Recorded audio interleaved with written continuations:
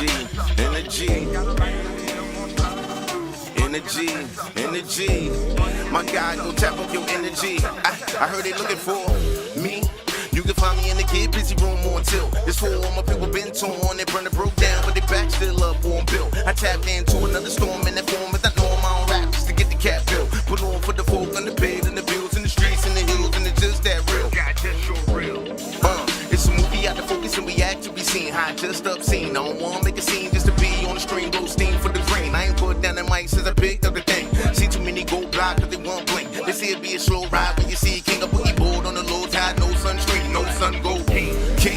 Go and show me a new level when I'm dancing on the step. They told me to be cautious but it just give me nausea. Brother died so I'm running hard what was left. My mother let me steps and I'm trying to do my best. But it's trying in the mud with these pigs on my breath. They going ham, scrub a leg playing, but they give a damn for be the grits and the jam that was left.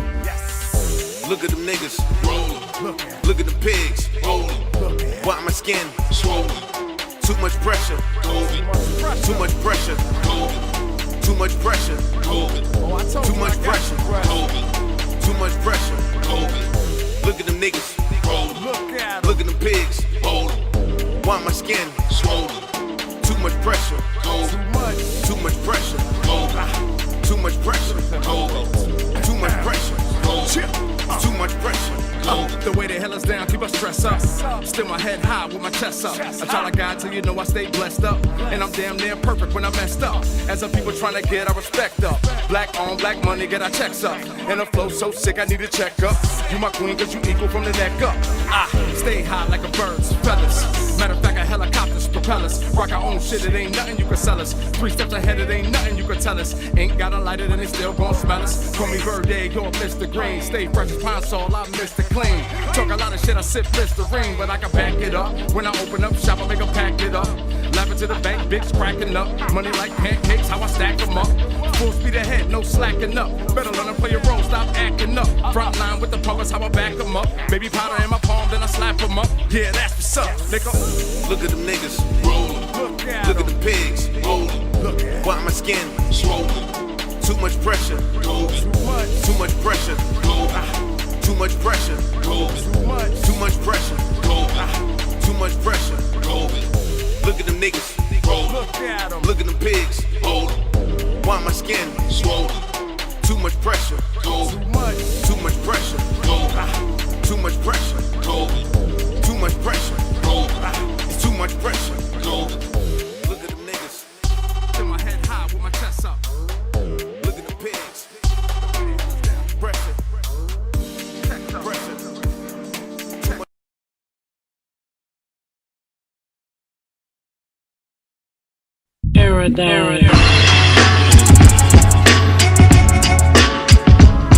Send a letter bomb to your editor. Personally describing a horror scene. Blow your mind like the Predator.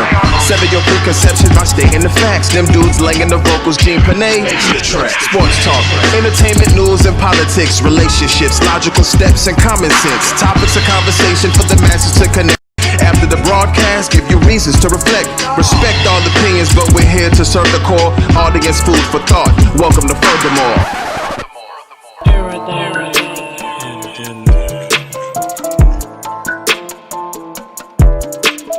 What's going on? It's your man Dres, the Beatnik, King Fresh.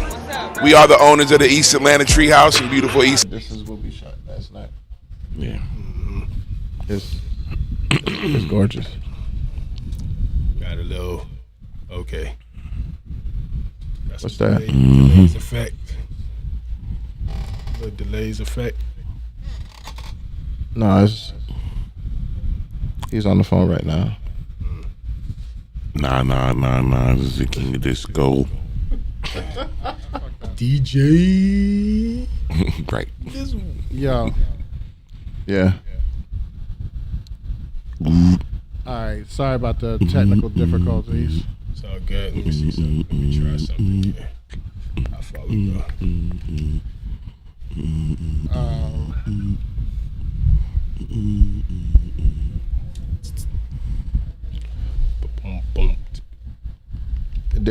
It didn't hit the screen. The screen's still not on. Yiki, yo.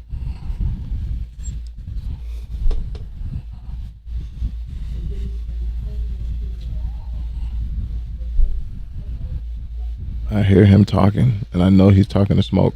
Yeah, he's not talking to us. Right. But in the meantime, in between time, You got it? think. Oh, I'm so used to. I'm gonna do it like this. Let me see something. Mm-hmm.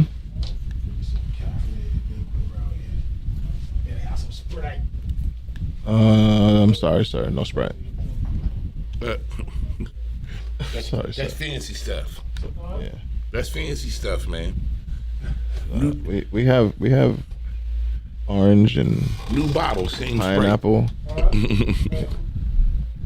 Orange and pineapple. Yeah, we ain't giving no marketing choice neither.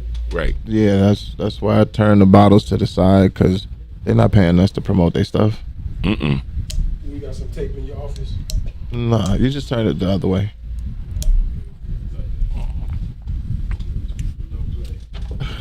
Cut it up.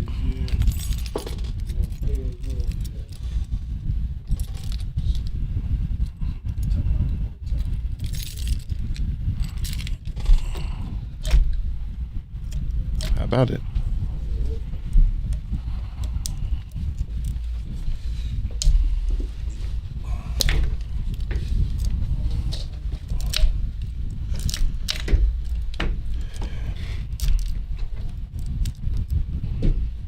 So yeah, it was I think it was November. I think it was a November, because it was cold outside. And I walked up to MJQ.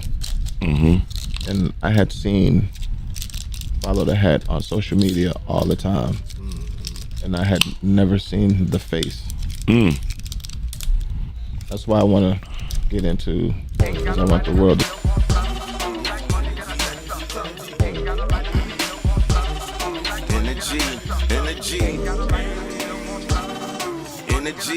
Energy. My God, go tap up your energy. I heard they looking for me. You can find me in the kid busy room on tilt. This for all my people been torn. They burn the broke down, but they back still up on bill. I tapped into another storm in that form. As I know I'm on rap just to get the cat bill. Put on for the folk on the bed and the bills in the streets and the hills, and it's just that real. God, just so real. It's a movie out the focus and we act to be seen. High just up scene. I don't wanna make a scene just to be on the screen. Blow steam for the brain. I ain't put down the mic since I picked up the thing. See too many go blind cause they won't blink. They say it be a slow ride when you see a king of boogie board on the low tide. No sunscreen, no sun go king. Go and show me a new level when I'm dancing on the step. They told me to be cautious, but it just give me nausea. Brother died, so I'm running hard what was left. My mother let me steps and I'm trying to do my best. But it's trying in the mud with these pigs on my breath. They going ham, scrub a leg playing, but they give a damn for be the grits and the jam that was left.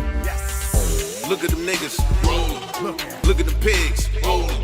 Why my skin swollen? Too much pressure. Too much pressure.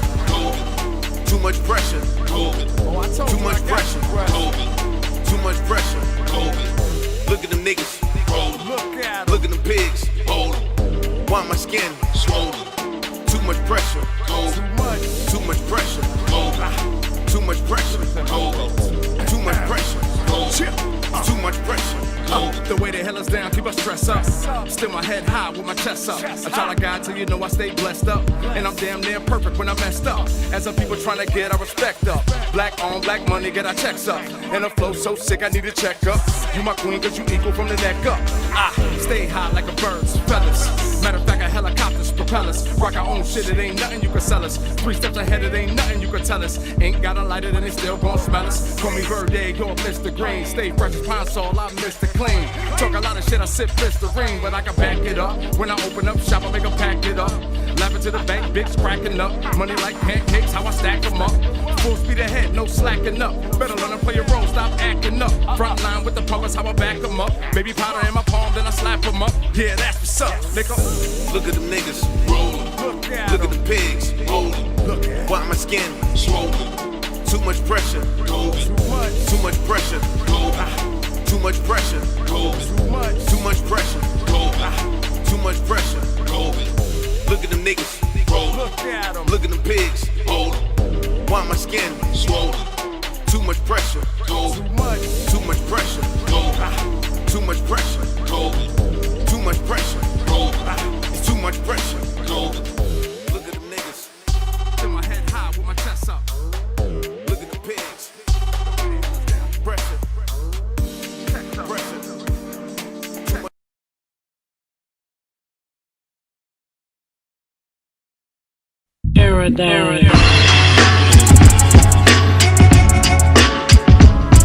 Send a letter bomb to your editor. Personally describing a horror scene. Blow your mind like the Predator. Sever your preconceptions by stating the facts. Them dudes laying the vocals, Gene Panay. Sports talk, entertainment, news, and politics. Relationships, logical steps, and common sense. Topics of conversation for the masses to connect.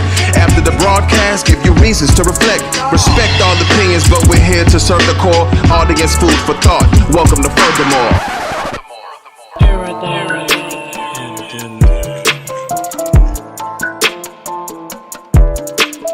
What's going on? It's your man Dres, Beatnik, King Fresh. We are the owners of the East Atlanta Treehouse in beautiful East Atlanta Village. How y'all doing out there? No doubt. Tonight we have a wonderful event for the good people of Atlanta. It's called Slow Drag. It is an all 70s soul music party, man. Nothing but good vibes, two steps, and good times, man. That's it. How y'all doing out there, boys? King K, King Fresh here, man. Right here at East Atlanta Treehouse. You know, just keeping the vibes going, man. Good safe space for people to come and do their thing, man. So we just happy to be here. Happy to provide the space. You know, Slow Drag, amazing. So salute to y'all, man. Yo, what up? It's your boy Smoke. Furthermore, we out here at the East Atlanta Treehouse. About to go check out the Slow Drag. Let's go in here and check it out.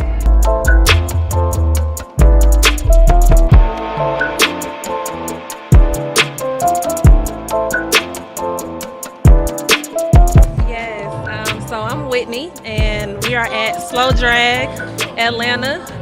This is a dance experience where we have 70 slow jams as the soundtrack.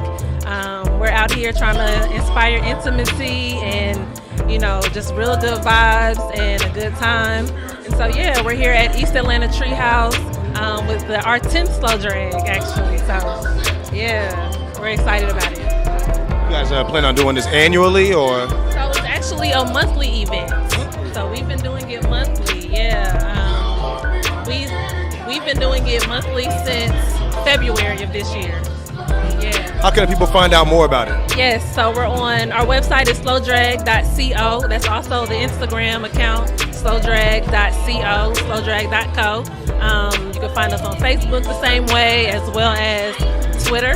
So, you know, we're out here, we're growing bit by bit. We want to just make sure that people know that we're really just kind of wanting to foster this kind of community. You know, folks who just had, you know, 70s music in their blood and grew up on this music and never really got to party to it, but, you know, want to have a good time to it. So, yeah. Well, we're going to go ahead and check out the vibes in here. We thank you so much for vibing with us. Thank y'all for being here.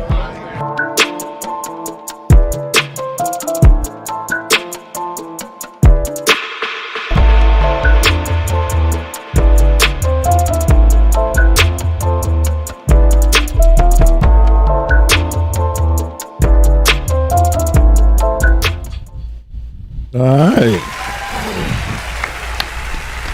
Big salutes to the Slow Drag, man. Most definitely. And we're gonna get into an introduction, because first off, the person who hosted this event / get together gathering is in the building today. Dres the Beatnik. What's going on, boss? What's going on, good brother? Hey, also big up on the edit. That was amazing. That edit was amazing. And we left last night and came right here to do it. That's why we left. We had to get here and get this footage for today's show, because we knew you was gonna be here. We wanted to be. Talk about understanding the assignment. Yeah. Dude, can't listen, people. Just one request. No lights. That was the only request they had. No lights. No lights. If saw it. If the only light we had was in the back where the vendors were, that's the only time we put it on her. So that was beautiful. Yeah. And then also we have with us Henry Tyme. Word. Pleasure to be here. Absolutely. Yes, sir. Absolutely. Yes, sir. In the midst of greatness. Man, listen, I feel absolutely fantastic being able to sit on this panel with the two of y'all. Oh man, the feeling is mutual. I feel like an ant. next to some jives. Ants are actually my favorite, one of my favorite insects, man, because they so communicative. You know what I mean? And they constantly moving forward. So I feel like a fellow ant with you, man, because we making things happen as best as possible. You know, right? In sync, in constant communication, lock and step. There it is. It's like I was watching a YouTube video where the dude was trying to kill the ants, and he started pouring, I believe, melted aluminum into. I actually seen that. Yeah. Did you? Wow. So he poured a melted aluminum hot aluminum into the mound, and he kept pouring and kept pouring and kept pouring and kept pouring, and he ended up with, like, after they excavated. No, they had to excavate it, and on the other side of this excavation was this colony. It was massive, like it was kilometers. Yeah. You know what I'm saying? And they like dug up the earth like they were looking for like gold in Egypt. Like that's how deep they were. Yeah, that's I how think deep I actually seen a video like that because this guy, he actually wanted to see how the ants colony were. Right. You know what I mean? So once he dug it up, then you able to see where they at, how they live, the different compartments and things of that nature. But yeah, leave them alone, man. Leave them alone. It was dope. So I understand the colony, the community. And for the community, speaking of the community, Dres has now, what's the name of the place that you are throwing events? The East Atlanta Treehouse. The East Atlanta Treehouse. Yo, it's a great space. We were there last night. We spent a good amount of time there, just walking through, checking the vibe. Yeah. And I can't wait to throw something there. That's what it's gonna be. So I heard you said some good news about it. What did you say about the Slow Drag? So we've been as a venue, we've been trying to court Slow Drag to come through and set up shop. Okay. At the Treehouse for the better part of a year. Okay. And I guess everything just moved serendipitously.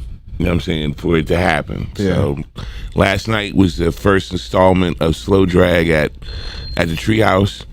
It was an overwhelming success. Yeah, it was. Everybody that came through had a great time. Nothing's ever 100%, so I'll just say 99.9% of the people loved it. So there was the point. There was the 0.1% germ that was left on the hand from. I mean, it's the times we live in. You know what I'm saying? Like sometimes you got to Lysol your life. You know what I'm saying? So right. That way. Yeah. Yeah. You know, but everybody had a good time. We caught a lot of possible new business. I hope so. You know, there's a lot of people that came out last night that had never been to Treehouse before. Right. We got a lot of positive compliments. This is the venue the city needs. It falls along the lines of, what Yin Yang was, what the Apache Cafe, is, the old Apache. The old Apache. And the new Apache, with no disrespect. Right. Old MJQ, you know what I'm saying? Like, being mentioned among those venues, right? Is kind of what we were shooting for. I come from that school of thought. Yes, you do. So, the Treehouse is literally just on my end. It's a reflection of my experiences and my education. Right. Because it's a family business that my brother and I run. Yes. My brother comes from another school of thought. Understood. He runs Takeoff ATL. Mm-hmm. He's instrumental in establishing Bonfire ATL in Atlanta. Oh, okay. So, he comes from that. Right.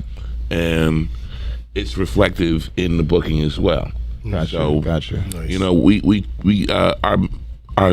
Our slogan for Treehouse was a couple of them, but the one that sticks out the most is this is where old Atlanta and new Atlanta meet.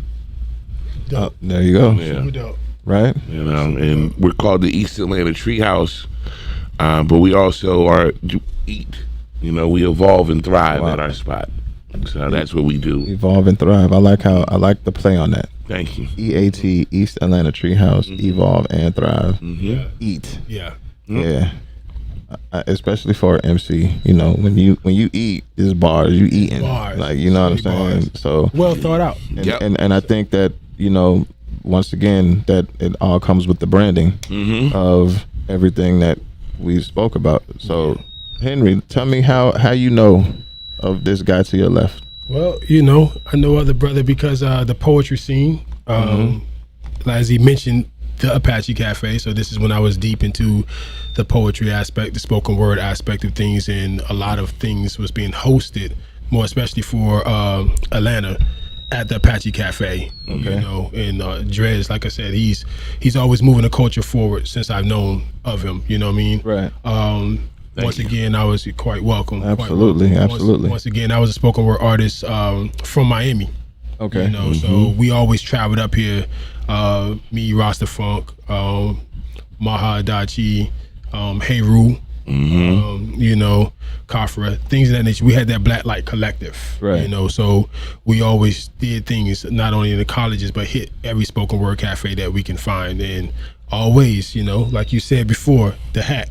Dres was always hosting some things. Yep. So I believe your circle was like John Good and all those brothers. Yeah, so that's how I know. Like I said before, I know of him, from those things. Yeah. Yet still knowing the person, because to know someone or know means to regard something or someone that's being true without any doubt. And the way you do that is become affiliated with them. So those brief encounters, people make an impact, as we were saying, on brands, right? Yes. His brand is character. Yeah. Brand is personality. And his character and personality always preceded him. It always stayed consistent. Right. And so like even now, that was 99, 2000 type of thing. That's what I'm saying. He's been around the city for a minute. Right. So with me being on my end of the spectrum of that, and now coming here to furthermore for the podcast, and we sitting in each other's presence, it's like, we just did something last night. As far, as far as performance or whatever the case may be. So they're doing the same thing. Yeah. So when you stand consistent with your personality, when you stand consistent with your brand and your image, not your because character. Your character. It's always going to be consistent. It's going to stay fluid. Right. Yeah. So the volume's not on. Our phones are muted. I know you got that acoustic feedback. I hear it.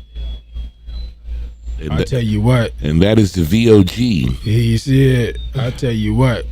Furthermore, it's so important to me at this moment. I'm gonna turn my phone off. My answer machine says, if it's important, please leave a text message. Heard. Yeah. So we'll get to it. All right. So with that being said, I want to ask a couple of questions to the both of y'all in concurrence. Sure. Yeah, go for it. When you think of a brand that allows you to, in your mind, immediately contact and connect with hip hop, which one would you say? Def Jam. One. Yeah. The Turntable One, period. Okay. It's iconic. Yeah, for sure. I'll go with that as long, and I'll just say Fubu. Okay. Fubu. Okay. Cross Colors and Fubu. Okay. And that's to throw it back. Yeah. Because when we look at brands, you look at something.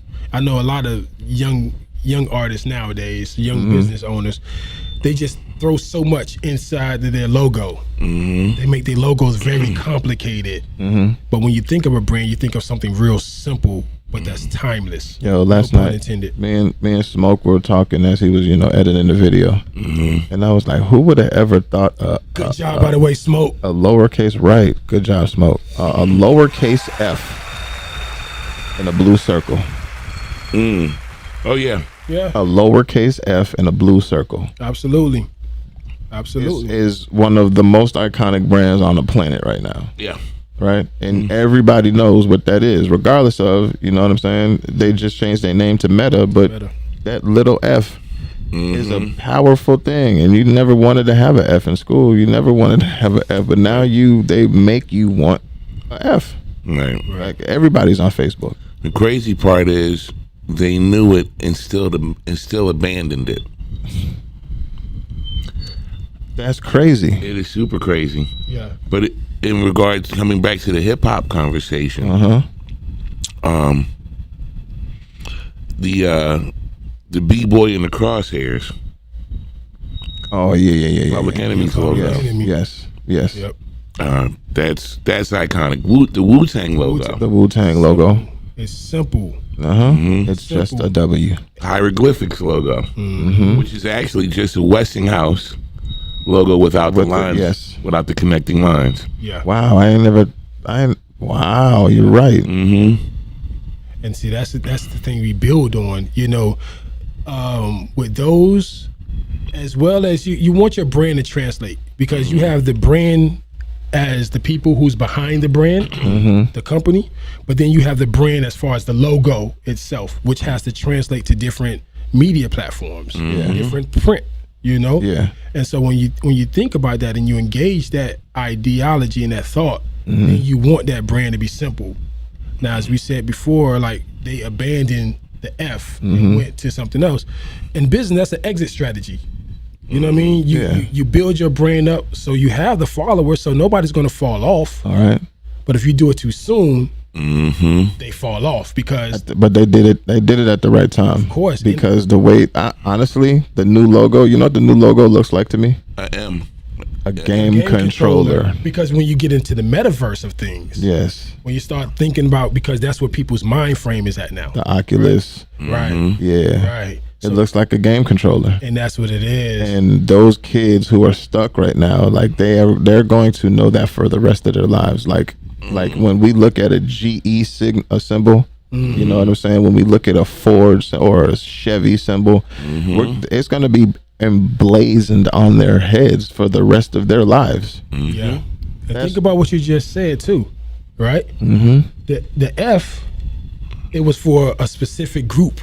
Right? A specific audience. Now that they have that audience, now they're saying, okay, we have to think, we have to project towards the future. Absolutely. Now we have to think about our longevity of things, right? Yes. So once again, as you stated so clearly, the gaming. So now we have this whole generation that we can constantly embed our brand in their mind, into their psyche, because branding is a psychology. Yeah. FedEx. Yeah. When you look between the E and the X, there's an arrow. Always moving forward. Yeah. When you look at Nike, just do it, but it's a swoosh. That's really about an elite army. Yeah.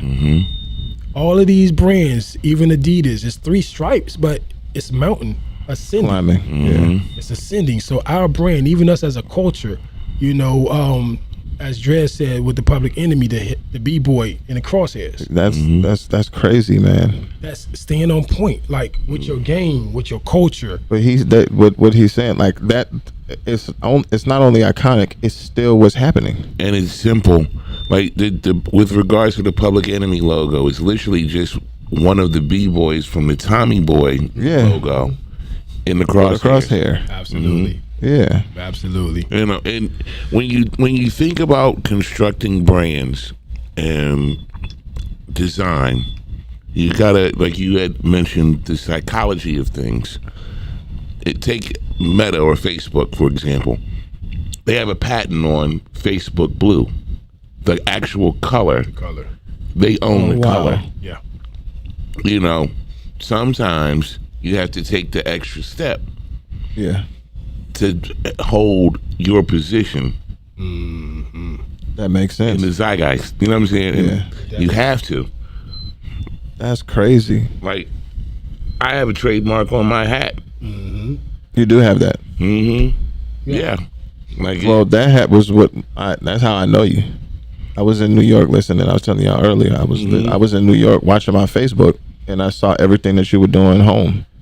So I was like, I can't wait to get back, because what has he got going on in Atlanta that hip hop is popping like it is? Because we left Atlanta to go up there to go find hip hop, because it was a whole lot of because it was Southern, right? So there's a difference. It's a branch off the same tree, but I'm looking for the roots. Right. You know what I'm saying? Right. I'm looking for the foundational hip hop, the stuff that I grew on. So it wasn't in Atlanta. But then when I'm in New York now, I'm seeing this Fantastic Fridays. And I'm like, yo, that looks like the hip hop I know. That you're looking for. Right. So I get back home and I go to MJQ and I just walked up to him and I said, "Follow the hat." And he let me in the spot for free. Like that was my greeting to him. I had never met him. You know, I seen emails. He was trying to get people to go to China. And I don't think I couldn't go because I didn't have my passport. I had some legal things that I had to deal with before I could get my passport. So I missed out on an opportunity. But anyway, I come back to Atlanta and Follow the Hat is right there because he looked like the brand. Right. He looked it was like, oh, that's him. Yeah. The crazy thing with it is literally it's a simple call to action. Bingo. That's it. That's Bingo. it. Like Follow the Hat is just a CTA. Just you want to know what's happening? Follow the hat.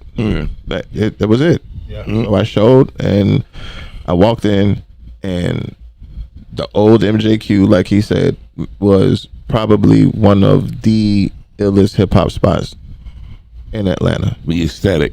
Yeah. You would walk in and look like you were walking into like a basement / dungeon. Hip hop, breakdance. You know what I'm saying? Yeah. And then the graffiti, spray paint on the wall, and then the back end there was the stage and the DJ off on the side. It looked like New York was right here in Atlanta. Yeah. That's what it looked like to me. Yeah. So I always associate Follow the Hat with hip hop. That's why I asked, like Def Jam. Like how you think about MJQ's logo, for example. Since we're sitting here still talking about branding, the MJQ logo is actually just the logo for this indie rock band called Blur. Is it? Yeah, and just the letters have been configured. Pieces of the letters have been configured to spell MJQ instead of Blur. Oh wow! But if you look at the two logos, you can see it. It's similar. Well thought out. Very well thought out. And that goes to a point that Dres made earlier about the blue, and not to get on the company, but to get on the logic behind it, right? You want to control your brand. You want to control as much as possible. And no matter, whatever God, besides God, whatever somebody chooses to call, right? There's 3 things that runs this world. Okay.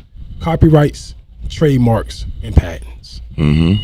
Everything in this world is copywritten, it's trademarked, and it's patent. So when we talk about our brands, when we talk about more especially in the music industry, our intellectual property, it derives from a space in our brain, and then when we make it tangible, now it's us. It's a copyright. Right.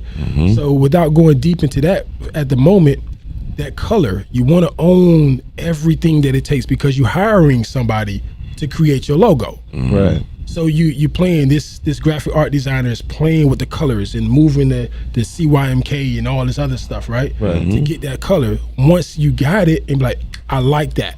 We need to own it. Yeah. That way no one can use it. They can't infringe on it. And if you do, pay me. Yeah. And that's what it's all about. Yeah. At the end of the day, ownership. When it comes to IP, it's about the royalty. Exactly. When we got into our situation with regards to MJQ and our exit strategy, if the venue wanted to continue calling their Friday nights Fantastic Fridays, they had to pay a royalty. So for lack of a better term, in the dismantling of the night, you could have the night, you just gotta pay us. Right. That night was built by 4 individuals up front and another 8 individuals behind the scenes. Right. So you got 12 people you got to take care of. Right. This isn't just, we're just paying talent fees. There's a lot more to it than that. Yeah. Absolutely. So. But that speaks to your character, if I may. That speaks to your, once again, the brand. That speaks to his character.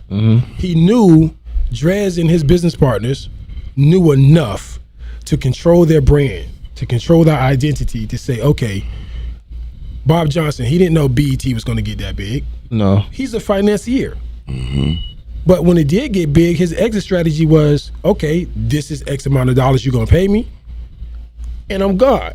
And then not only to do that, to buy a basketball team to further extend the brand. Furthermore, meaning we diving deep, we drilling down on the subject. So Dres and his team knew, okay, you knew, as far as MJQ, that this Fantastic Four brings people in from the city. You know this because it's who it's connected to. Right. However, we need to move on. We gave ourselves X amount of time. This is the duration of time. Now we're going to exit. However, we're going to retain ownership. The rights to ownership. Yeah. Exactly. So you give us this, and we get this on the back end. Songwriters. I write the song. Okay, instead of getting upfront money all the time, I want 3 points. I want 5 points. I want whatever the case may be. Right. But you have to, and that's what we need to drill in to the minds of these young branders or these young people. They don't understand the exit strategy, number one. You don't always have to hold on to things. But having the exit strategy that makes sense for not just 4 people, right, but 12 people. Right. Yeah, that's potent. Come on, man. That's powerful. You gotta know what you're speaking on in order to obtain what you want. You know. Yeah. Like, you can't say you want points because it's the topic du jour. Say that again, Dres. You can't ask for points because it's the topic of du jour. Du jour, yeah. You know what I'm saying? Like, oh yeah, you know, I heard about points. Well, what's the point? I don't know, but I want it. No, no. It don't work that way, bud. No, it's not. You know. Yeah. Like, I mean, and now we're in a situation these days with regards to musicians and streaming. Points ain't even a thing no more like that. Huh? Points ain't a thing like that no more. The way the streams are. Right. Yeah. Right. They are, but they're not. That's what I'm saying. Still relevant. Right. It's still relevant. You know, however, right now the industry is fighting for the value of a stream. Exactly. Right. Because every platform has a different value for a stream. Right. And to watch the differentiation between the different ones out there, it's like, I want my music on this one because I'll get more here. Right. But they're not gonna spread your stuff like the other ones are. But this is where government comes into play. Right. Like, absolutely. It's still the music industry by far, in a way, is still the wild west out here. Man, listen, you know, I've had that thought process. It's still robber barons and cowboys. You know what I'm saying? Like, once there's government regulation on the value of a stream, that levels out the playing field for everybody. Right. And that's what's needed. Like, yeah. When streaming first became a thing, it had to be cheap because it needed first adapters. Right. So a stream was less than a penny. Like, we're talking like a fraction of a penny when streaming first started. It was what's the name of that cryptocurrency? Dogecoin, when Dogecoin first came out. Or Right. Now that it's been normalized, like, the value should increase. Right. To benefit all of the behind the scenes people. Yeah, because if I'm a subscriber now and I'm paying $9.99 for access all month, but you have 400 million subscribers, that's a lot of money. Money. See, the thing too of it is anything new and modern was built off of something old and antiquated, shall we say? Well, yeah. A lot of artists don't understand when we created CDs, right? The record label was able to count the money. How much? We're going to press up 100,000 units. We're going to sell it for $10. Let's just use an even number. Absolutely. And we know how much money we're going to make. We can take it back even further than that. This is just Columbia House 4.0, bro. Exactly. You know, it was so many people had to get paid. Like, the record label had to pay 11.5% of whatever their total gross amount was expected to be to the MCPS. which was the Mechanical Copyright Protection Society, right? And they was in cohese with the PRS, the Performance Rights Society. These are the people that says, okay, it's going to be on a TV show, it's going to be performed, we're collecting your royalties. For those out there, we're speaking about your ASCAPs, your BMIs, your CSACs, SOCANs, things of that nature. So now with that pivot of streaming, it's hard to monetize, it's hard to keep up, should I say, with how your music is being used, because the moment someone put their music on Dat Piff or CD Baby, it goes to 250 other online digital distributors that they don't know about. Well, I hear it. It's not it's not that hard. It's not. And I say that it's not that hard if you take the necessary steps. If you register your works, it's never hard, because now that your works are registered, now there's a some serial type number. of engine. Yes, There's an ID to it. You know, there's ID number. Right. That's right. So now everything can be tracked. But there's a lot of just letting us know that we got a couple minutes. But there's a lot of music out here. There is a lot of music out here that is unprotected, because this is the new basketball. Yeah. You know what I'm saying? Everybody think they can do it. Yeah. You know, and a lot don't of know people, how to do it. They don't. Yeah. You know, we never speak about rape en masse. But this is what it is. This is exactly what it is. Exactly what it looks like. And it goes to your point, though, when we was talking about branding. It goes to the point, like you want points, but you don't know what to ask for, so you don't know how to ask for it. Yeah. And so if we can rewind a little more, it goes to who you are as a person and having that team around you. Our generation needs a motherboard. They need elders around them, not only in the game, but in life. All right.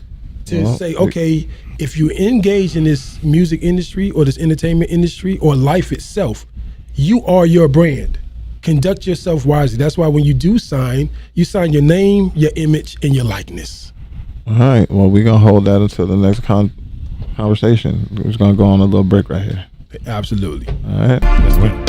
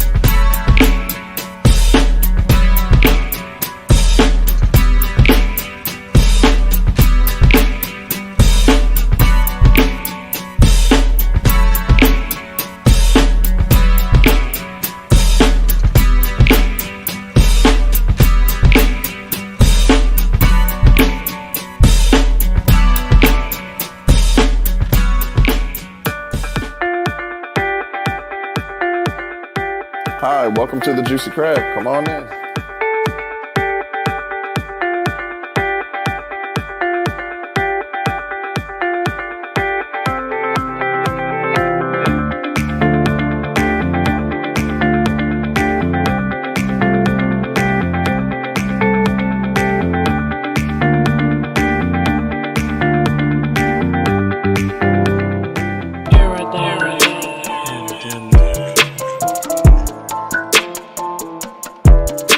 Coming to talk about the brand. I love, listen, it's hard to have conversations with hip hop heads about music because a lot of them can't go into the depths of conversation that we are right now. Indeed, indeed. You know what I'm saying? So what you're talking about, people need to hear. That's one of the reasons why you put yourself out here on these podcasts. But we are not a podcast because, you know, we had a pod show.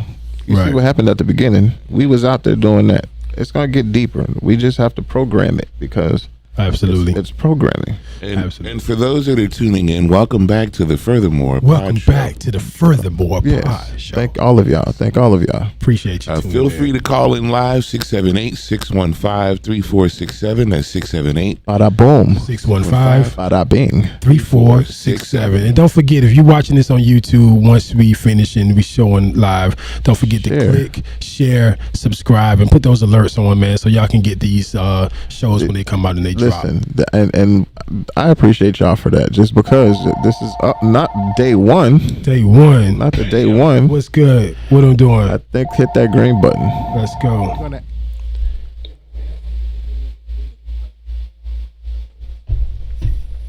Send it back. There's a Bluetooth button that sends it back here. All right, you're in tune to the there it is. Pod Show. Who's calling? Yo, what up? Ahoy, ahoy. Ahoy. That is, that's Course Belafonte. That's the other guy. Hey, buddy. What's good, bro? Hey, buddy. Hey, buddy, man. I'm watching the show. Hey, look, man, y'all are sharing so much good information about controlling your music and owning it and being in a position to protect it if something happens. And I heard y'all talking about the streaming, and I didn't know that there wasn't a particular value on streams. I kind of always just looked at it, and I'm just piggybacking and also asking the question. Absolutely. But when you have those streams, I thought that was just kind of like a buzz gauge or a buzz meter for everybody else who was, you know what I'm saying, who might be not an artist, and it's like, oh, okay, such and such got 100,000 streams on a release of a video. I mean, I never thought that equivalated to any type of money, rather than you just got more attention coming towards you. So, well, it's actually both. Yeah. The crazy part is, like, it 100,000 is so wild because, like, in today's market, 100,000 streams is honestly not a lot of money. It's like $10.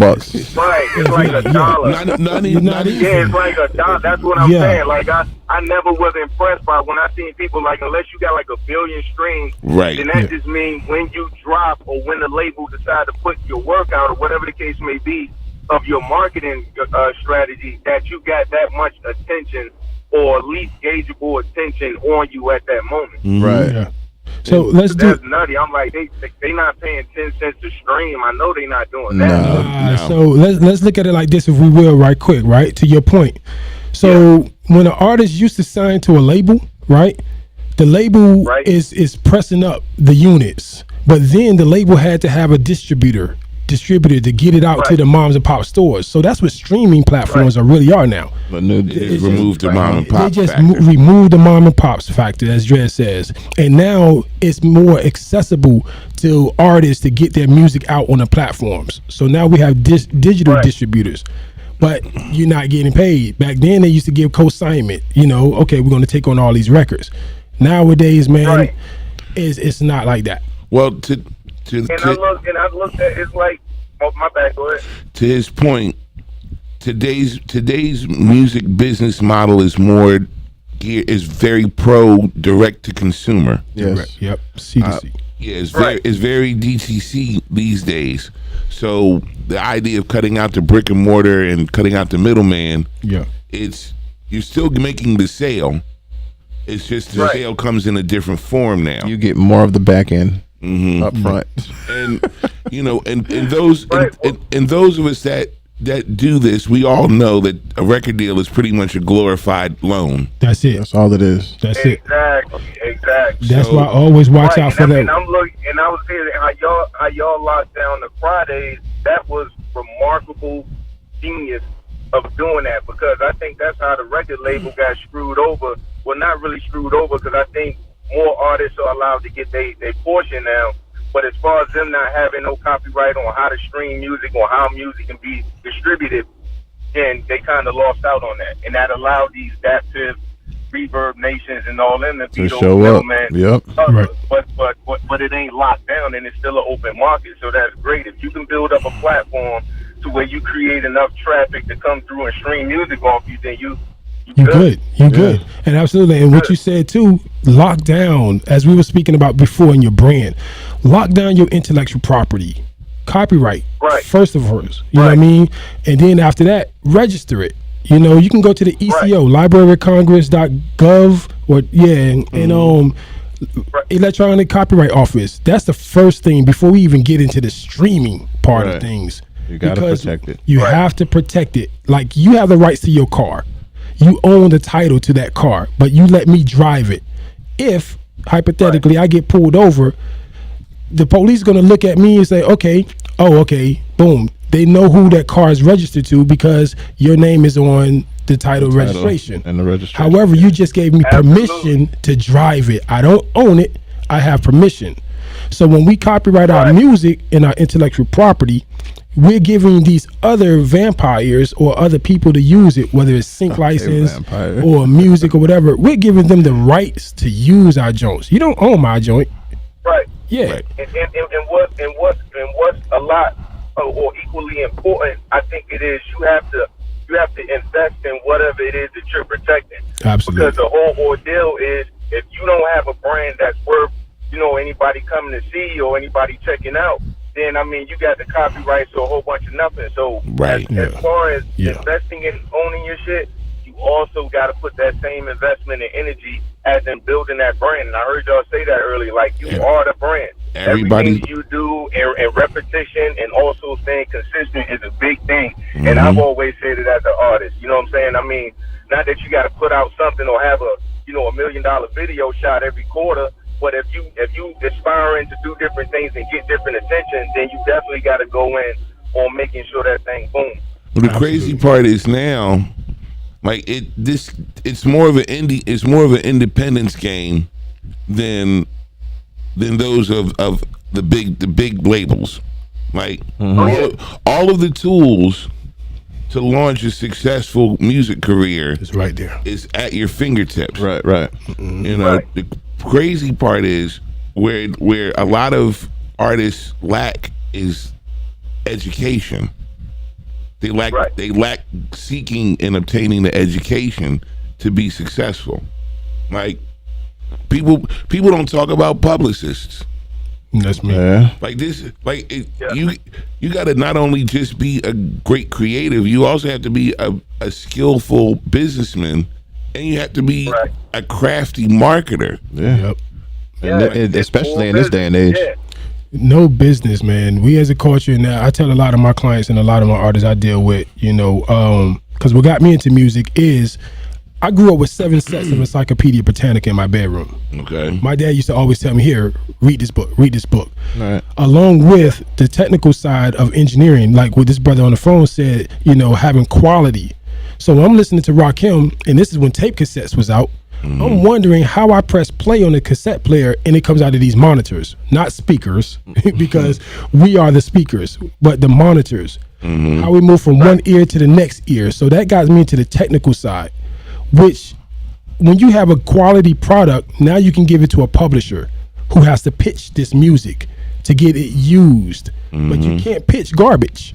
But knowing the business side on how, like, even as independent artists, we still should think like a major. Prior proper planning prevents piss poor performance. So prior to putting out any product, hey, sit with your team, have that intellectual conflict with the resolve, might I add. Like, absolutely, you got to have a resolve. But after we get this recording, sit with it. Yep. Strategize. Strategize. Does it sonically sound good? What's the vision for this record? That vision translates to the video. Where can we place this music? Bingo.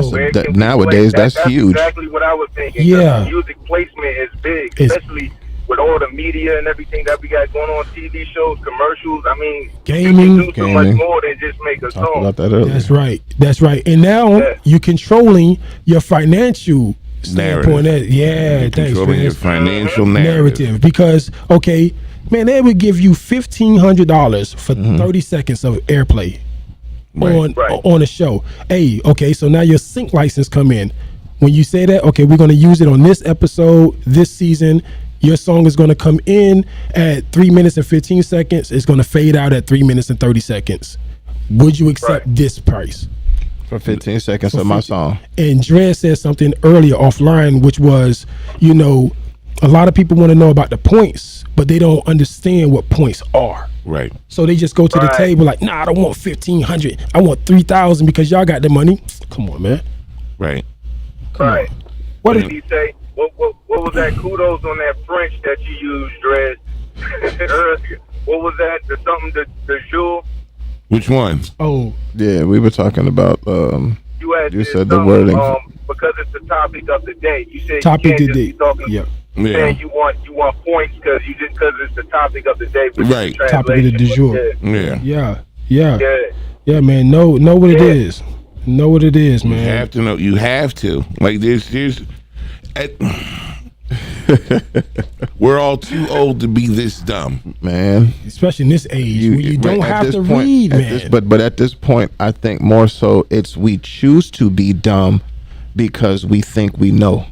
Right. And because we think we know, we put ourselves in positions that get us fucked, excuse my language, get us raped, how you said it, en masse. And what does happen is it puts a bad taste in your mouth, so you don't want to do it anymore. And that's why a lot of people don't do.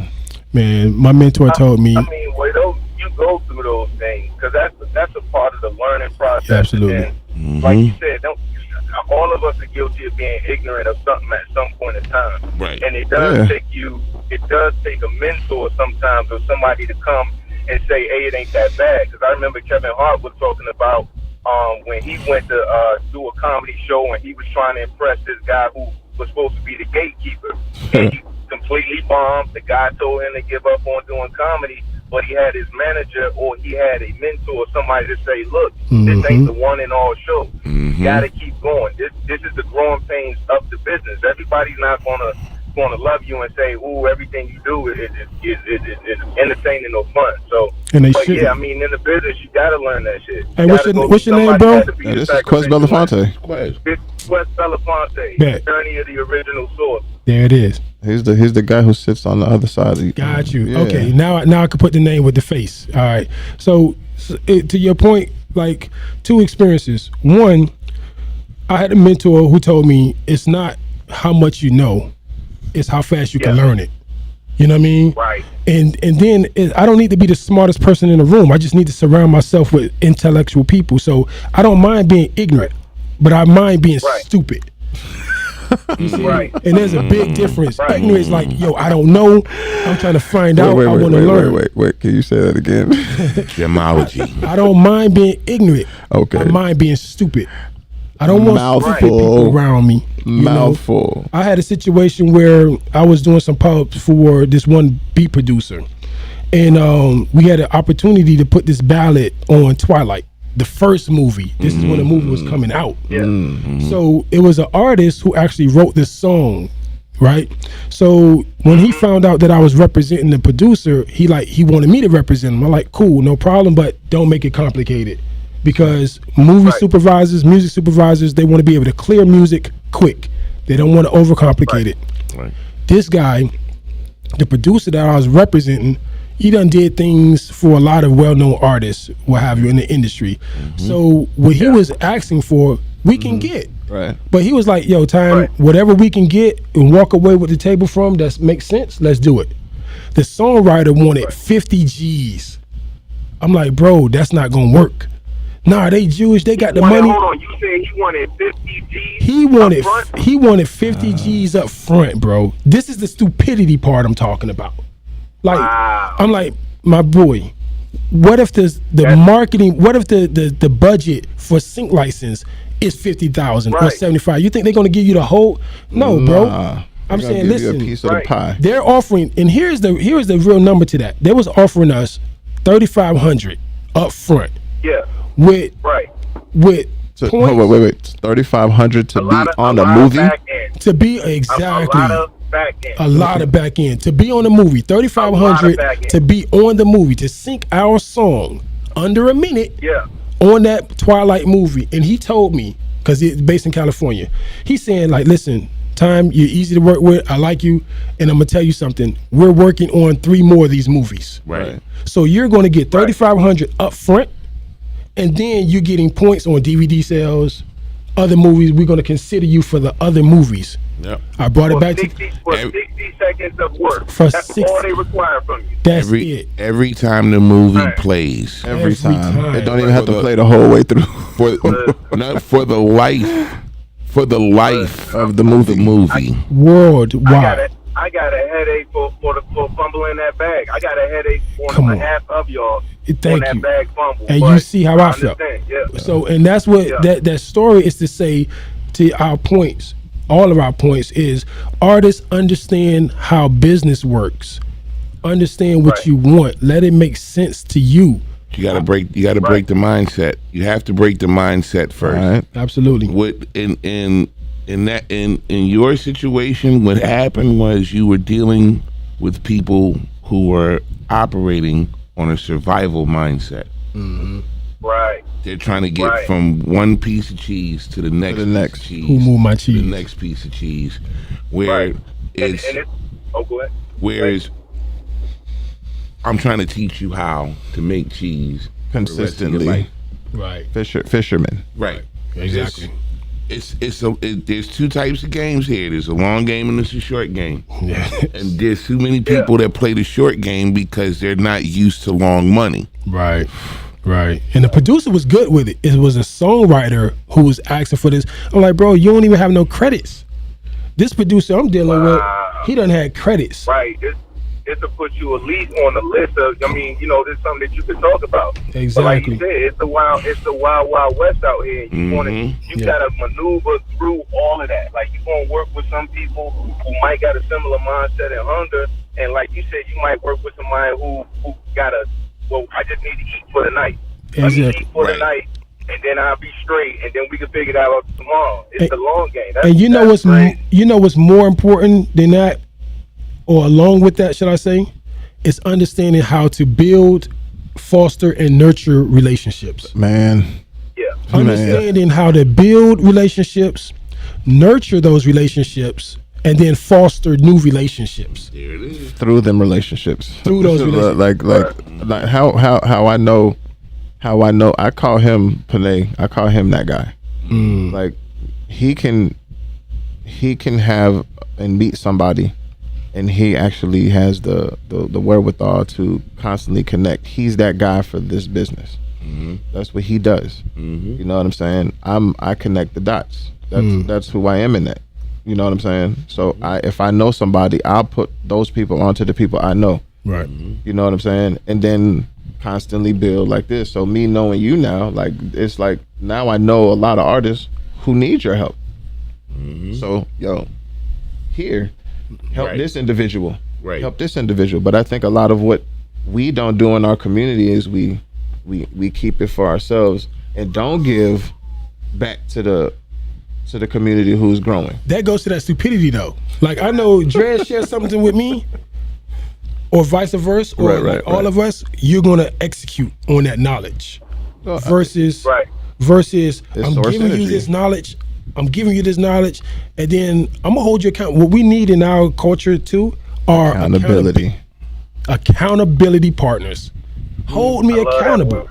You hold me accountable. Like, yo, did you complete that project? Yo, my completing my segment of the project is contingent on you. Right. So, bro, I'm gonna put pressure on you. Like, yo, accountability partners, and we don't have that too much. I can't say we don't have it, because I'm sure in our circles, I know in my circles, I got some people who like hold my feet to the fire. Yeah. But I'm not afraid of that. So us not being afraid of being held accountable, that's what we need. And that way, executing that knowledge, because you're still stupid if Dres gave me some knowledge and he showed me how to run a play, like, I'm not just gonna give you the playbook, but I'm gonna show you how to run the play. And when you get to the line, defense might come up to the line in a way that you're not familiarized with. Yeah. In other words, the business deal might go somewhere that you're not accustomed to. Here's the audible. Yes. Okay, we're gonna reset.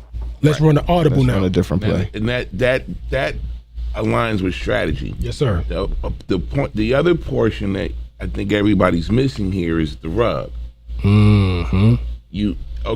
I'm giving you this play for this particular rub. Like, gotcha.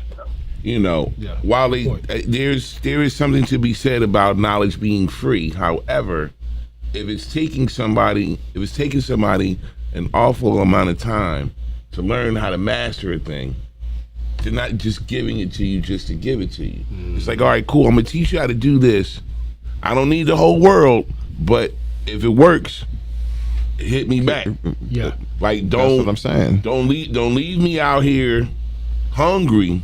Yeah. While you in glory. Yeah. Man, on the business side, that's how I got burnt. And you gotta build that type of, like have you a good group of people around you, right? And that you can also nurture, like you said, having somebody who holds your feet to the fire is a lot to do, and then also a lot for people to take in, because a lot of people ain't used to being held accountable. Survival, like, oh man, I survival just do what I want mindset. to do, and they might get defensive. Yeah. So it does take a lot of growth and building to get to that point where you can execute the play like how you got you. Like you think if what's your boy for the Patriots, John Wilson? What? Aaron Rodgers. Quarterback. Aaron Rodgers. Nah. His favorite one, Brady. Josh Brady. Allen? I don't know what you're talking about. If he wasn't a boy, He said Brady. Oh, that's Tom his Brady. thing. I'm not a fan of Brady. I'm not a fan of his He know I'm not a fan of Brady. He know I hate the fucking Patriots. You like the bum ass Buffalo Bills. The bum ass. Let's not listen. Let's focus here. Listen. The point was, if Tom Brady didn't buy his linemen those watches and those rings, it's not the gift, it's the incentive. And it's like, hey, I got y'all if you got me. Every time I get paid, y'all gonna get paid, because your job is to protect me. Yeah, so it's like when you have that type of camaraderie with your group and people who can hold your feet to the fire, hold you accountable, they can also accept that type of pressure, then you can make great things happen. It's just one play at a time. It's called paying with. Go ahead. It's called pay what you weigh. Mm-hmm. You got to, but everybody not raised with that. Everybody ain't raised with it, or they either so then you continue to go in your direction and lead the people who are. Yeah, those people got to sit at the bus stop. And then wisdom comes in that. Wisdom, the knowledge of the leader. People have great potential. Look, Styles P said, even a wise man can see that a peasant has a king in him. Exactly. So sometimes it just needs to be nurtured. I'm not saying fully dismiss somebody just because y'all can't do it, and it's different. People got different patience when it comes to certain matters, but when you're trying to get business accomplished, because like these fine gentlemen are saying, and I think we all saying it, we all know, because we've been in the industry enough to know, or been in the loop of things to know, hey, you got to have some paperwork. Some stuff got to be legit. It can't just be on the front end. We can't just say, okay, we copyright the name. No, we got to go copyright the color. We got to go look as if we ever blow up to be as big as we want, we don't have to backtrack, and now we trying to sue to get some type of claim over shit we know we own. That right there, because one, knowledge of, first of all, I'm a father of 5. I have 5 children. I have 3. Oh, word. Salute you, black man. I appreciate you. Happy Father's Day to everybody who has children. I got one. There it is. There it is. Legacy. Got my dick in my pants, man. Hey. The legacy pull-out works for me. You see it? Hey. But to the point, to the point on that is, everybody, patience is never given. It's always earned.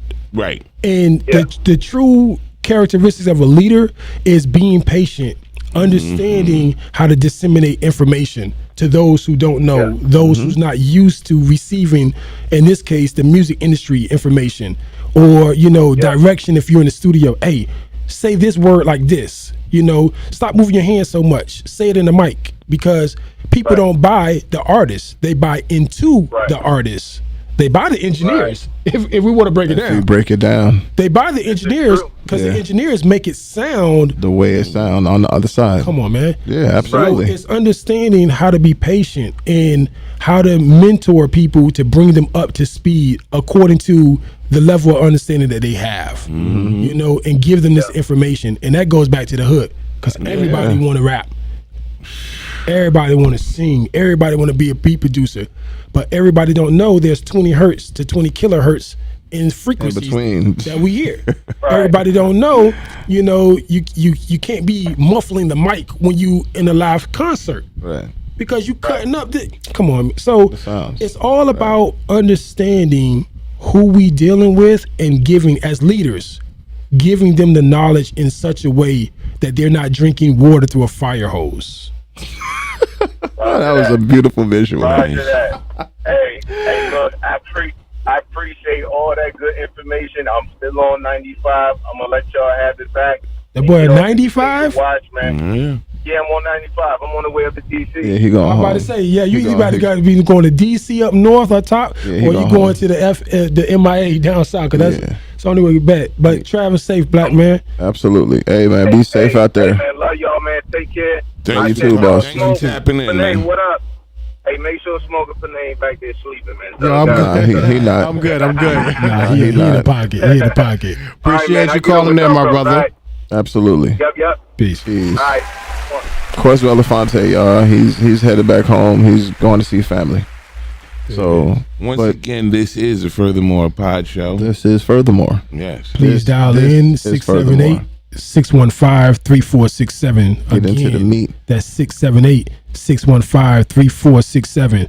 So we were supposed to, but I love the fact that we did have that conversation. But we were supposed to get into talking about this purge thing that's coming up in the Chirac and the whole state, not just Chicago, but the whole state now.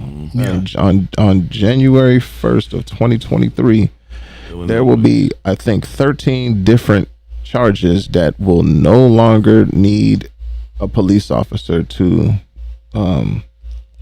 intervene. Yeah, they'll get a ticket for the most part. And you have an idea of what those charges are? Yeah, I think he's. And then we'll come back and start up with that. About it. Don't forget, before we go into this break, man, if you like this podcast, man, don't forget to subscribe, press that alert button, and let all your friends and your friends and your friends and family of your friends know. Do it. Let's go. We'll be right back. Out of here.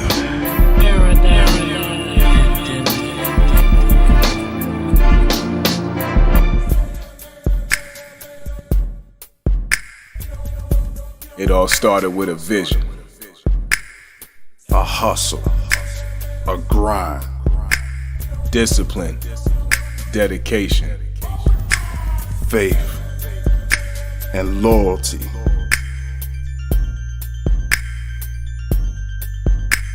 Sophisticated savage, the brand, the lifestyle.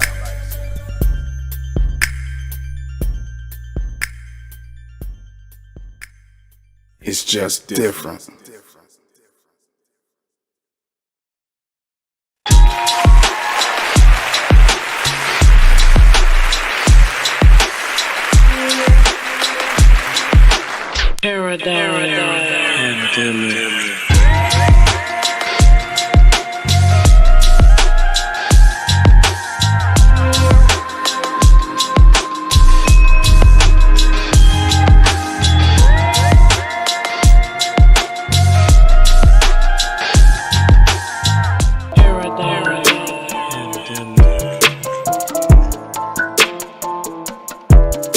So much for being with us so far. Once again, Henry Tyme to my left, and on his left we got Dres the Beatnik. Thank you once again, gentlemen, for being here. But let's get back into you know what it is, the topic at hand. So we spoke about some scary shit coming up next year in the state of Illinois. Yeah, man. So if I feel like I want to snatch your child, right? and beat you in the process. It's possibly legal now. It's possibly legal as of next year. All right, well, let's run into this clip and see exactly what they are referring to. Starting in January, a new law will go into effect in Illinois called the Safety Act. Part of it eliminates cash bail for most offenses.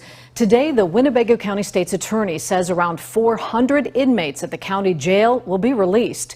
Under the new law, people arrested for many criminal cases, including battery, robbery, and vehicular homicide, cannot be detained no matter the severity of the crime.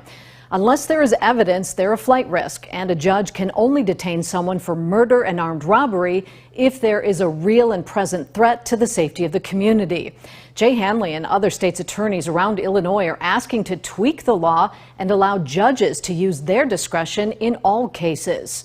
The Safety Act passed in 2021, and many Republicans have been trying to make changes to it, including Darren Bailey. Bailey continues to promise a repeal of the Safety Act if he's elected governor. It's a move that would be unlikely even if he won, since it would require the House and Senate to flip, and Democrats hold supermajorities in both chambers. The bill's sponsors are saying the conversation around the Safety Act is not happening in good faith. I think if we're going to have conversations about public safety, then we should actually engage on the history of people like Darren Bailey, who've done a really bad job around public safety. We will repeal the Safety Act, and we will reinstate cash bail everywhere, all across the state. We will repeal limits. We will repeal limits on pretrial detention for violent criminals. The bill was supported by the Illinois Legislative Black Caucus. It said this makes the justice system more fair for minorities. You can read more about the Safety Act on our website, mystateline.com. Wait. Did you hear that? They said it makes it more justice for minorities. For minorities by releasing them. All right, so there's going to be two sides to this. I'm going to tell you. Absolutely going to be two sides to this. I'm going to tell you straight off back. I don't know what astrology have to do with anything, but I'm an Aquarius. So I got a habit. Me, just as a person, I have a habit of. Well, a lot of people think that Aquarius are water bearers. You know, it's a water sign, but it's really an air sign. It is. You know, so I say that only to give context to let it flow. My personality. I look at everything, like we was talking earlier in the business. I look at everything from both sides of the table, all spectrums. So this Safety Act is ridiculous. It's hands down. It's ridiculous on a lot of points. We thought Governor Kemp was crazy. In Georgia. Right. Come on, man. You have the Look like okay. So before we go any further, we have what they called 1 second. They say that there's a clarification on the Safety Act because what's being reported is misinformation. So I'm going to go into that, and then we'll have a full context of both sides. Tonight, questions surrounding the Illinois Safety Act and whether it will keep residents safe. The law will soon eliminate cash bail for pretrial release. New tonight, our Pepper Baker is clarifying some of the misinformation circulating online. Pepper. Mike, and Illinois Governor J.B. Pritzker signed the Safety Act in 2021 that addresses a wide variety of criminal justice issues. This massive crime reform package is in the spotlight again for one of its provisions known as the Pretrial Fairness Act, which will end cash bail in 2023, sparking concern, speculation, and assumptions on freeing suspects before trial. Honey, if I needed $500 to get out of jail today, I would be sitting there because I don't have that kind of money. She used to lock people up. Now, former Illinois State Trooper Marie Franklin advocates for criminal justice reform as a community organizer in East St. Louis. Over 250,000 people a year in the state of Illinois are being held pretrial and are being held there because they don't have the money to bond out. And the percentage of those people that are black and brown is typically around 90-ish%.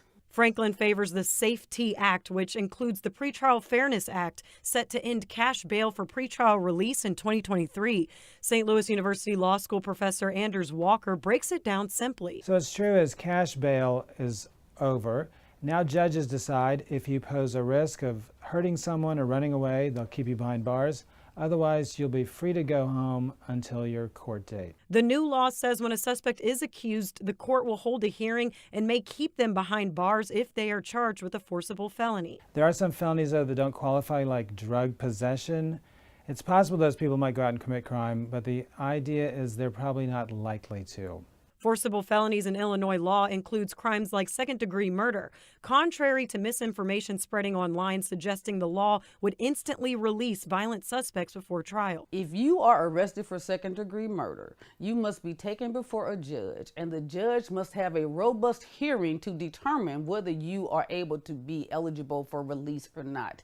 It is not automatic. Judges have to be very careful, though, about who they release and who they keep. Not everybody should be released. If they're dangerous, they should stay behind bars. With similar practices happening in New York, many see ending cash bail as a step towards rooting out systemic racism within the justice system. No cash bail means that we are living up to our word of you are innocent until proven guilty.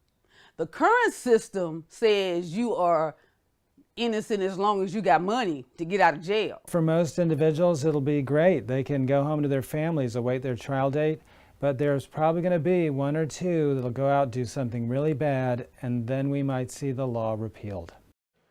Now, one reason this meme got so much attention was because of the shocking claim that violent criminals charged with second-degree murder might get let out of jail before their trial. Not only is that false, but that's a very rare charge in the first place. In fact, in Cook County, prosecutors didn't bring one second-degree murder charge all of last year. So is it? I'm sorry. Is it me, or is it that clarification was just basically about second-degree murder? It was clarification about second-degree murder because they don't really have that charge in Cook County. What that says to me is Cowboy Bebop is real. Very much so. Bounty hunting is real. Bounty hunters. So, all right. So, from what I'm understanding, say, and I don't want to go off topic, but if we're in a situation, all three of us are standing in, I don't know, just a club. Somebody comes through and bump them. Oops. And instead of me reacting, and I'm like, my bad, he's like, nah, nigga, you bumped me. And I'm like, bro, relax. And you relax. You telling me to no, you relax. Like, right? So it's like I'm trying to diffuse the situation. You're not diffusing nothing, Puto. Yeah. Yeah. You relax. You know. And then he draws down on me, bam, and he hits me. So now I'm defending myself, and I beat him to within an inch of his life. Oh man. Total line. And then the police come. That's aggravated assault, right? Or is that defense? That's what's happening right now with Shaka Zulu here in Atlanta. That's my point. They're about to try him for murder. But he got jumped. He got jumped. He shot the ball out of self-defense. And now right. He's about to be tried for murder. But if you're in Illinois and he did that because of the circumstances, he would be getting to go home. That's what I'm saying. It's like, it's so much stuff that's here, you know what I mean, that can hit home. However, since we're on the topic of Illinois, first of all, the pick system is no place for a black man or brown man to be in, period. Period. I mean, however, when we look at all of the sides, there's going to be an emotional side from our culture. Of course it is. You know, well, we shouldn't be in there. This is going to be justice for all of us, this, that, and the third. But at the same token, the business side, these people are going to lose a lot of money letting people out. But at the same token, come on, man. There's a lot of brothers sitting inside of the prisons, man. They don't even have a trial date yet. Yeah. They don't have a trial date. Mm-hmm. Sitting 5 years, 10 years, no trial date because of the business side of the prison industrial complex system. I was hoping that you did explain what the PIC was, because I don't think people knew what PIC stood for. Yeah. So the business side of that system, Mm-hmm. how much they getting per inmate, you know, a certain brand. When we're talking about brands, there's a certain brand company that actually makes the jumpsuits for all the prisons, you know, the blankets. But when we talk about the charges and you letting somebody back out on the streets, Mm-hmm. let's look at what their 5, 10, 15, 20-year plan is for Chicago. Because that's going to determine why are they making these type of decisions now. Because I think that at some point, this is me personally, you want people to take them to each other out. Of course. Let them do it themselves. Yes. Because they know, because first of all, you think a brother in or a sister who been in that system, because that's a whole nother world in that prison. Yeah. You think if they get released, that they're going to return back for trial knowing that, these charges are literally real. And they get a taste of freedom outside here. So they're giving them a taste. I'm giving you a string. They almost having, like anybody who has dogs, right? They have a retractable leash. The leash is false. It's a falsification of reality, of freedom. Mm-hmm. Like, no, you can run. And then next thing you know, they stop the leash and it snags them back. These brothers and sisters can't be too free, but I'm gonna give you a taste of freedom only to snatch it back from you in a certain amount of time. They're not gonna want to go back to that. So now what they're gonna do, they're gonna jump on their bond. They're gonna jump on their bail. Mm-hmm. Now we got fugitives. Right. Because they don't want to go back in that system. Which is what goes back to the point where Dres said Cowboy Bebop is real. You're going to have bounty hunting is going to become a thing. It's going to become a thing. And now you're going to have people who starting bounty hunters, LLC, head hunters, checking for who's no longer. Yeah, man. So this is that really criminal justice reform? Because reforming is taking his brother in or sister and saying, like we was talking about earlier in this segment, is helping them understand, first of all, stop killing your own. Stop robbing yourself. First of all, reform. Because, listen, I got 12 people in my family who are correction officers. Right. In the Florida system. Mm-hmm. And we used to have conversations like, and they good-hearted people, not just being biased. Yeah, I seen some correction officer like, sit down, inmate, eat this, inmate. You know what I mean? That's not reform. That's not correction. Let's just deal with what you say you are. You are a correction officer. But what are you correcting? Exactly. That's the question. So what are we reforming? So that's what I'm saying. So if you're in a situation where you have an individual who is in the penal system for one of those charges that was brought up, like I said, kidnapping is one of them charges. I can snatch my kid and not let them see their mom no more. Yeah. And just get a ticket for that until I go to court. But even to your point, like what Dres was saying about Shaka Zulu, like self-defense. Right. You know what I mean? Like, I'm defending myself from this situation, and now you flipped it on me. Now I got to serve time for this. For defending myself. But that's in Atlanta. That's what I'm saying. They won't have to up top. Yeah. So I think that's one of the points that the lady was trying to say. Like, if I'm doing something and I don't have the money to get out, this is helping me because I still get to remain free until my court date. Right. Yeah, because a lot of them don't have the bonds. 10%. If your bond is $50,000, you got to do 10% of that. Right. They don't have that money, so that's why a lot of people put up their houses for collateral and things of that nature. But right. So on that's the what I'm flip saying. side, you got murderers being released. But that's what they said. They had to go back and amend it because they said they don't really charge for second-degree murder. They don't charge that.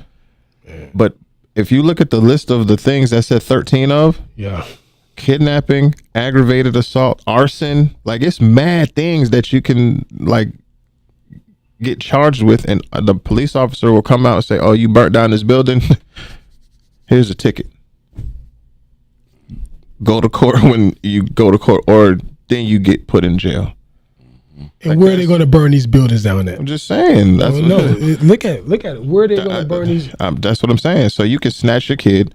You can set a fire in a building. You can purposely set a fire, not just set a fire, but purposely set a fire, because arson is not just burning down the woods. It's not setting a fire in your backyard. Yeah. Arson is destroying someone else's property. So there's this whole list of things that you can just do now, and then don't go to court for it. I mean, it's not like you're not going to get judged for it. You're not going to not get tried. You're going to get tried. Yeah, but it's the fact that that person is showing up in order to get tried. Well, who's not going to show up? Who's not going to show up to a kidnapping case? Man, somebody who knows they're guilty. Yeah, exactly. That ain't in a holding cell. Right. If I know I'm guilty and I get the bond out, I'm on the first thing smoking. Exactly. I'm out of the country, bro. Exactly. I'm pulling the Jeff Epstein. Fugitives. Not an Epstein. Yep, I'm out. Go on, man. For what? What's the point? Call me Roman Polanski. Nigga, I'm out. But that's what I'm trying to say. This is what's going to happen across this whole state. So it's going to be a lot of fugitive living in a lot of places. Go online and get the bounty hunting. Number one, nigga's a demolition man. Dog. Period. We seen this movie. Yeah, we did. And if they make a movie about it, it's really a plan that they want to execute. But they did it already. That's what you're saying. They made. I know. They That's what I made said. Demolition If they Man. make a movie, but I mean, even The Purge, they made The Purge too. Yeah. These concepts are really strategies that they put while some of our culture is getting entertained by love and so-called hip hop and all these other things, and they watching this stuff go on and people throwing drinks in their face or whatever the case may be. If you get entertained by that, cool. But at the same token, they put their plans right in your face. Even Madam Secretary. If you look at a show called Madam Secretary, they show you what the governmental things that's going on with the world inside shows like that. Absolutely. I wholeheartedly. That's why I tell people to watch House of Cards all the time. Man, come on. All these type of shows, they show, Full Spectrum. It's a book called Full Spectrum. They tell you the plan. Behold the Pale White Horse. They tell you the plan. Jekyll Allen, the book. They tell you the plan. 1984. Come on. They tell you the plan. They telling you the plan. So now we have to go online to Chicago Gov or whatever the case may be and look up, because Georgia has one. It's the Unified Business Plan for 2030. So they telling you in this Unified Business Plan for 2030, the PDF, they telling you what cities, what counties, and what territories they're going to upgrade, they're going to enhance, right? Where they're going to allocate money and resources at. What's their plan? Yeah, but that was okay. So now let's get furthermore into that topic. Right. Just because what that does is that goes by the count of people. So because that's a 2020 thing that they planned for 2030, which is the census. So now apply that to how it's applicable to Chicago. What are they trying to purge out? Why are they creating this Safety Act? Who is it safe for? The same reason they gentrified Atlanta downtown. Exactly. So because next thing you know, we're going to have mass incarceration, because anything that's a law can be amended. This is crazy, man. This thing is. But that's why I think that on the other side of this, I think what this is going to do is it's going to cause the purge, but it's not going to cause the purge from out. We're not going to be able to go out and take people's lives. It's going to be our own culture, our own. Because look at what certain parts of Chicago is already. We have some millionaires, unnamed. I'm not going to name them. We got some very prominent people that is from Chicago. Yeah. You understand what I'm saying? I do. Knowing that they call Chicago, a part of Chicago, Chirac. Yeah. Come on, man. So, first of all, to tie it back into what we said earlier, helping these brothers reform themselves, coming in and putting money into these communities themselves, showing like, yo, like somebody was on a podcast and it was like, yo, they had a crate of guns just thrown out into the street. A crates, like you heard of that before. A lot of crates of guns just thrown into the streets, knowing that people going to get these guns. And what are they going to do? Now you got gang activity going on. And you're funding with the tools these gang activities. The same drug war they funded? Come on. So look at what the plan is that they want to execute and how they're executing it. Mm-hmm. Chess is played in 3 dimensions on 11 levels. All right. Dres, you all right over there? Mm-hmm. Okay, just So checking on you, boss. he tapped in. Oh, I know you tapped in. That's how you do it, you know. Gotcha. We got to look at what the undercurrent strategy is, because once they're going to come back and they're going to circle back just as quick as they amended that second degree murder aspect of things. Mm-hmm. After a certain amount of time, this act, because it's an act, it's not a bill. Yeah. It's an act. Yeah.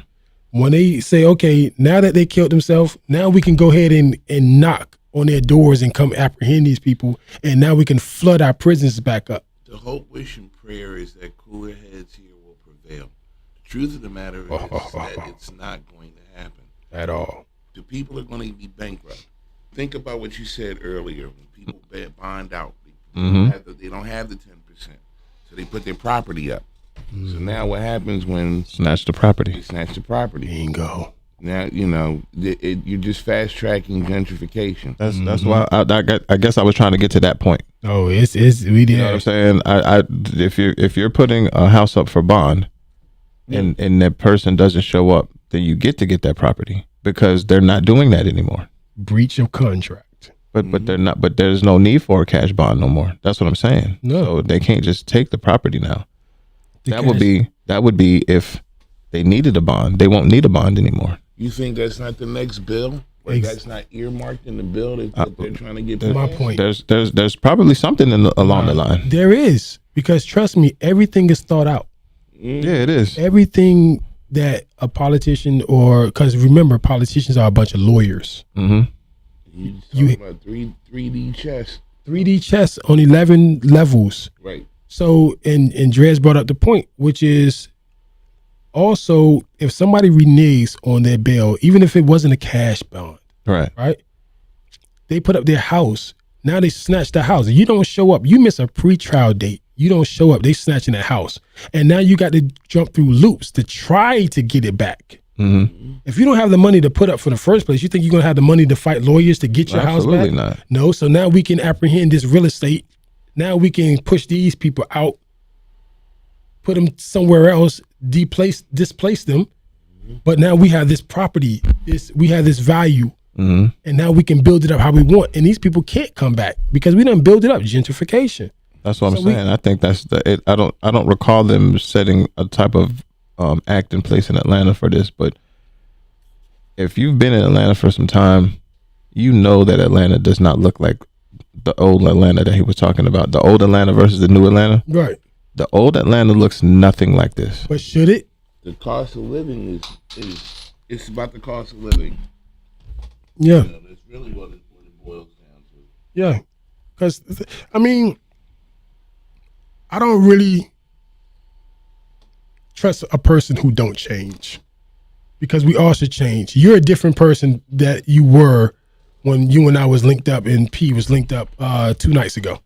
Of course. Because we done had experiences through that time, through them days or whatever the case may be, to help our mind evolve.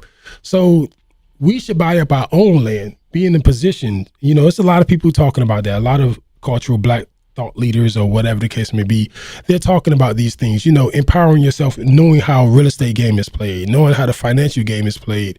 If you can afford it, like you got brothers sitting, you spending, like I like the cars, I can see it, and we still on topic, but I don't believe in putting $20,000 in a car that costs $600. I'm not about to put $3,500 rims on a $600 car. That you're never going to get that money back. You're never going to get it back. Because it's not an investment. To some, it might be because it was like, oh, the car game, whatever. But it's not an asset. It's not. And it's not an asset. It's definitely a liability. But you look at where these brothers and sisters staying at in these cars.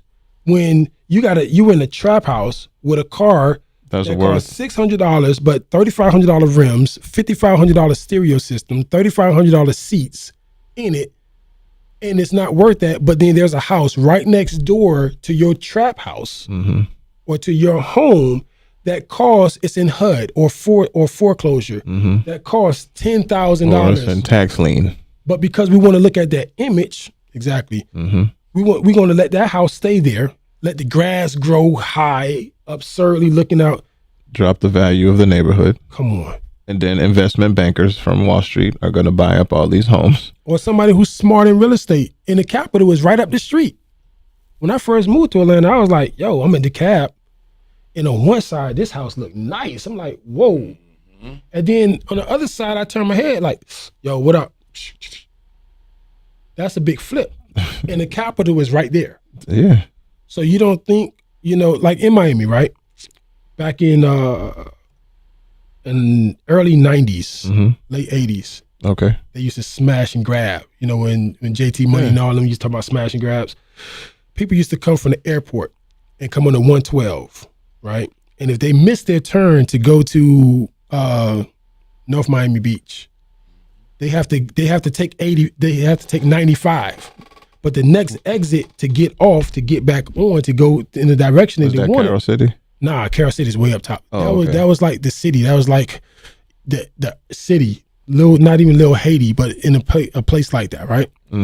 Anyway, brothers knew that they had to get off. You got tourists coming in. Oh, I got what you're saying. They got money, they got cashier's check, they got credit cards, everything. So they'll sit waiting for those tourists to come off, hit them with the spark plugs. Because if you break the spark plugs, right, the porcelain of the spark plug, it'll shatter the glass the moment you hit it.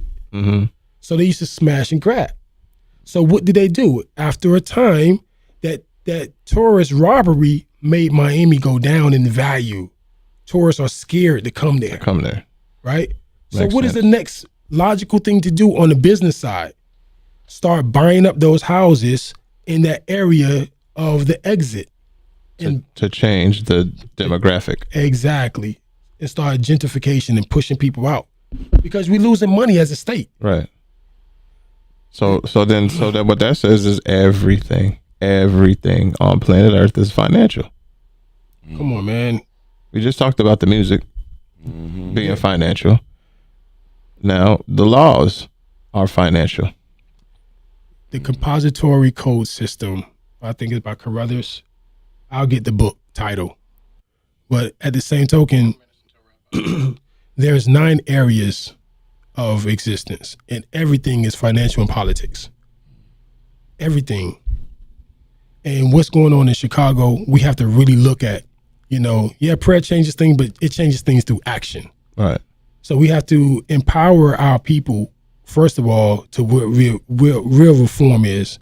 You know what I mean? And let them understand there's some intelligent politicians up there that's black that know how to read contracts and read acts and things. Read through these acts. Read through this Safety Act and really drill down on it and start empowering people in that area and letting them know what the strategy is. No, this is not justice reform for us. Look at what this thing really is, man. Right. Look at what I don't know. Once again, some Christians, they say, beware of the wiles of the devil, right? In the Bible. A wile, W-I-L-E-S. A wile is a deceitful scheme or tactic that your adversary will use against you. Oh man, that's everything that's in existence. But look at it as it relates, as it's applicable, right? Jeez. To Chicago. What is the deceitful scheme and tactic that these people are using against the people of Chicago? Politics. As it refers to the Safety Act. Safety. You see? Yeah. You see what it says safe? Hyphen. The letter T. It's not safety, S-A-F-E-T-Y. Yeah. So what does the T stand for? Man. Terrorism. Man, thank you for looking at the Furthermore podcast. Podshow. Once again, dial in next week. Stay tuned. 678-615-3467. Before you go, let the people know how they can get in contact with you, what you do, Yeah, what services you got to they can acquire. Beauty before age. You go first, Dres. Oh Lord. This guy. Wisdom before infancy, no problem. Yeah. At Dres the Beatnik, it's like everything. It's Texas Pete, man. I put that shit on everything. At DRES THABEATNIK. Hashtag follow the hat. I'm Visa. I'm everywhere you want to be. That's right, man. My network is bigger than Verizon. Everything is Henry Tyme, TYME. At IG is just an underscore Henry Tyme. That's it, man. I'm here. We in the pocket. Thank y'all so much for joining us. Thank you. Thank you for having me, man. I really appreciate it. Thank y'all for tuning in, and we'll see y'all next time on Furthermore. Y'all be great. Peace. Yeah. Furthermore. Check. Come on, take a moment, reflect. We just gave you an earful. They break while we charging the battle. Time is over the limit. Critical with your cattle. Casual, curious content. Change for your nonsense. Raw thoughts. Furthermore, no drooling, no vomit. View it, the farm it. We invite you to with the comments. Till the next time, take the share button and harm it. Yeah.